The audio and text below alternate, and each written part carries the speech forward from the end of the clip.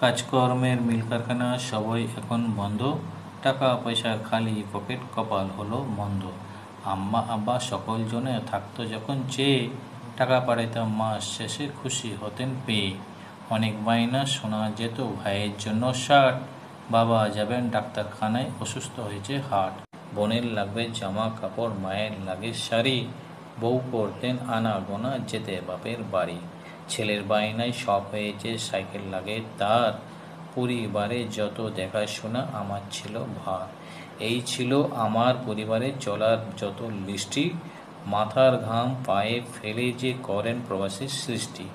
সবার চাওয়া পূরণ করিয়ে প্রবাসী সব পালায়, হাড় ভাঙা জীবনযাপনের দুঃখ সারা বেলায়। কবে নাগাদ বাড়ি যাব আজও নেই জানা, সকাল বিকাল চলার পথে ঝড় তুফানের হানা।